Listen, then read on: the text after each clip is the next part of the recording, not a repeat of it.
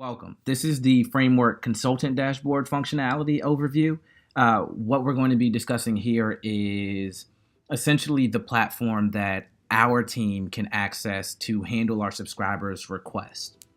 This is something I'm super excited about because when we launched, this is what helps us scale, right? So if you have 1,000 people who are constantly sending you messages or checking out your resources, you have to have a technology or a staff of people in place to respond to those inquiries and those questions and those answers. And what I'm going to be sharing with you today is the functionality of how that works for our subscribers.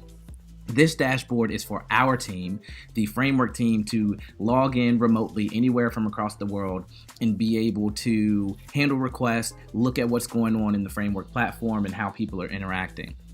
What success looks like for us is having a technology that extends the lifetime value of our subscribers by enabling our consultants, our team, to create a personalized experience. And this serves to be a scalable solution that can be accessed by our vetted consultants anywhere and have real-time reflections and interactions. So this will be a platform that's motivating and reinforcing to increase and deepen engagement. So without further ado, let's dive into some of that.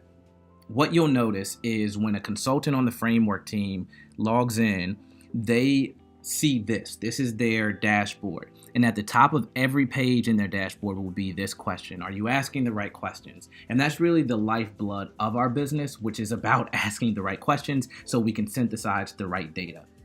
Now, there are 3 core elements to our consultant platform, and that is this dashboard, the news feed, and individual subscribers. And we'll get into all that, but right now, let's dive into the dashboard a little bit.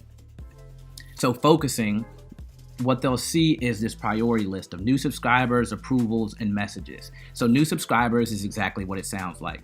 Over the past day or month or quarter, we'll show how many new subscribers that we have who have come into the platform and what that dollar value has been. Then we'll show approvals. A person or a consultant can look and see, all right, I recorded 37 messages yesterday to respond to our different framers, but those still haven't been approved yet. So every consultant's message will need to go through an approval process, which is a person saying, hey, this sounds great. You really answered their questions or their responses. I'll go ahead and click and submit yes. And once that's approved, it'll show up here. For messages, that's exactly what it sounds like as well. What are the direct messages that our consultants have with our individual subscribers? Now let's go to the next segment. Recent activity. This is broken out based off of our subscription levels, right? So we have standard subscribers who pay $6 a month, premium subscribers who pay $11 a month, and unicorn subscribers who pay $50 a month. This shows, and the consultant can track it by if they want to do from the previous 6 months, 3 months, 30 days, so on and so forth, how many standard subscribers we have, what the growth rate has been, premium subscribers, and unicorn subscribers. We'll jump into the next element, which is a calendar feed. So our consultants can set up their own calendar requests to say, hey, like I need to have the discovery team meeting integration, or I need to work with the product team or update responsive answers. And this really helps to keep them on keel about how they are responding to the subscriber elements versus what internal meetings they need to have and engage with our team. We'll jump to the next section, which is a performance summary. And this is an incentive mechanism that we've designed. So my interactions essentially means as a consultant, I've come in and I've completed 500 interactions, which is 12% of the total interactions that have been completed with all of our subscribers. And I can also see the interactions added this week.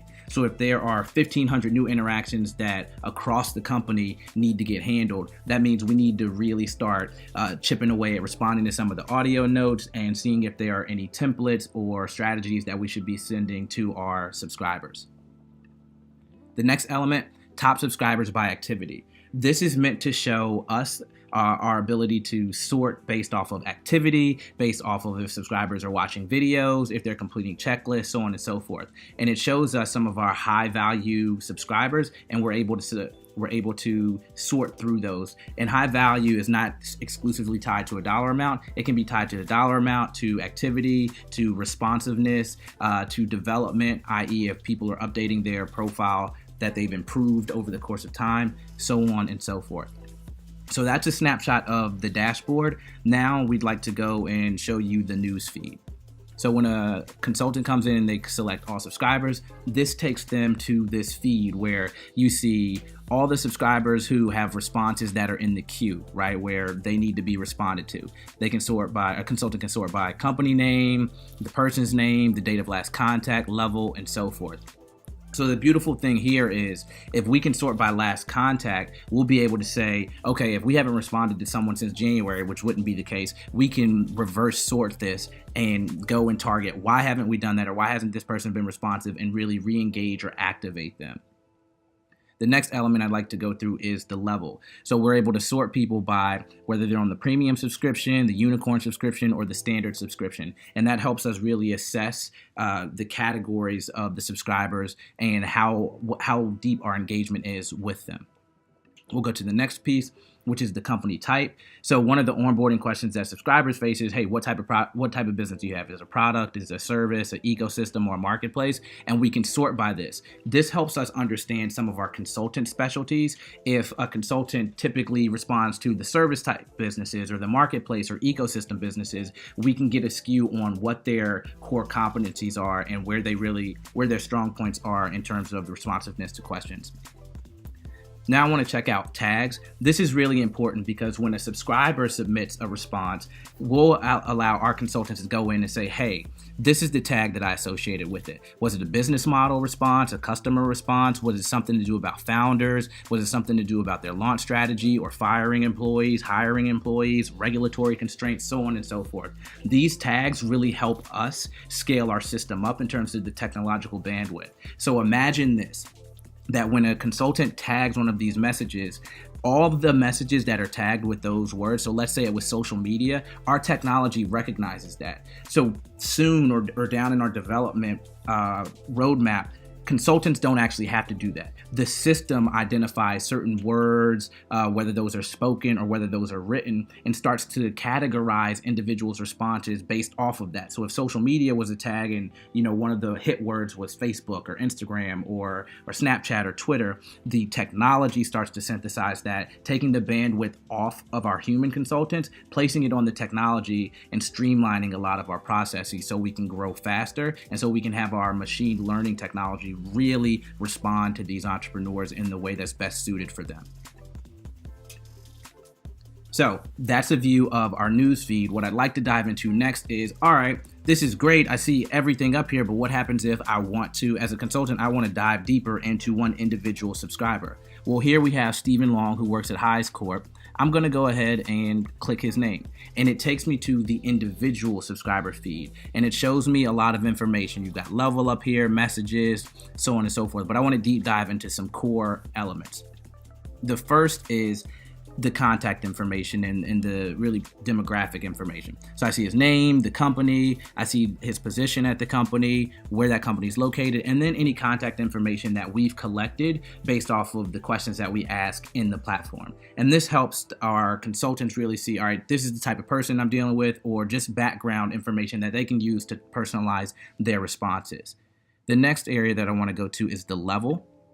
So level means what is their subscription level? Is that standard, premium, or unicorn? And then how many months have they been with us? And that's attached to a dollar value. So this person, Stephen Long, is paying $11 per month, and they paid that for 2 months because the value that we've collected off of that subscription has been $21.98. And this helps us understand our customer lifetime value and explore, all right, on average, these individuals who are a part of this subscription plan are staying 3 months or 4 months or 5 months or 6 months. And it helps us back into what should our customer acquisition costs be and how much time should we really be investing from a human personnel standpoint, a human resource standpoint.